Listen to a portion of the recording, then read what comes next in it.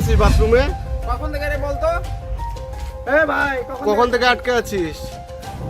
বল বল বল, ভয় করিস না, খুলে দিচ্ছি এখন। বল বল বল।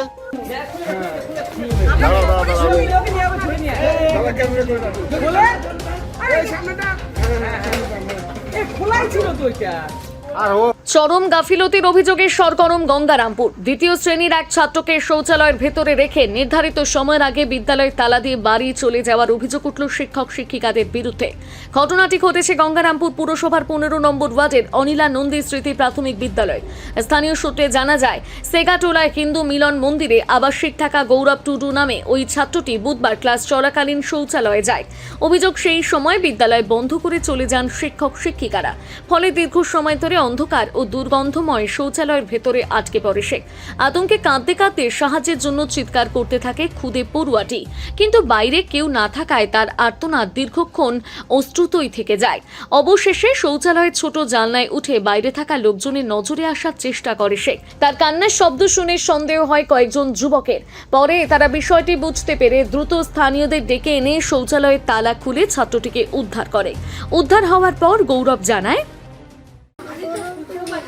বাড়ি কোথায়? বাড়ি কোথায়? কোন ক্লাসে পড়িস তুই? হ্যাঁ, 2। এখানে কি করে ঢুকছিলি? বাথরুম করতে? হ্যাঁ, তারপরে?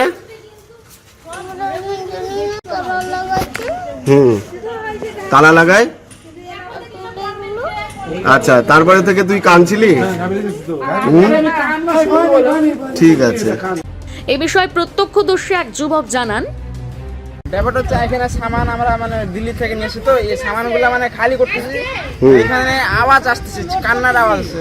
সেখানটাতে দেখলাম যে জানালার মধ্যে আটকে আছে ওরা, একটা বাচ্চা। হ্যাঁ, তারপরে আলোচনা করে সবাইকে ডাকালাম আমরা। ঠিক আছে। ঘটনার খবর পেয়ে দ্রুত ঘটনাস্থলে পৌঁছন বিডিও অর্পিতা ঘোষাল।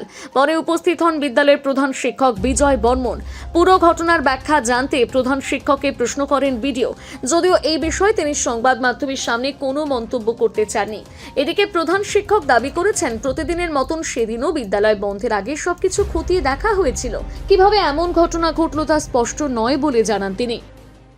আমি ক্ষমা প্রার্থী, কারণ আমি তো সবার পরে বেরোচ্ছি, কিন্তু দেখেওছি ভালো করে হয়তো দেখা হয়নি। বাথরুমগুলো খোলা ছিল, এভাবে খোলা তো ছিল সেটা আমার জানা ছিল না, তাই দেখে আমার রাস্তা চলে। এই যে 4টের দিকেই তো ঘটনাটা আমরা নোটিশ করলাম, তাহলে আপনারা কয়টার দিকে বেরিয়ে যান? আমি 3:30টার পরেই বেরোচ্ছি। আর অন্যান্য টিচাররা? ওরা তখন যদি স্থানীয় বাসিন্দারা বলছেন যে যদি তাদের নজরে না আসতো তো একটা বড়সড় তো দুর্ঘটনা ঘটতে পারত। তো এই ঘটনা থেকে আপনারা কি আগামী দিনে কোনো চিন্তা ভাবনা করছেন? ভালো করে দেখব।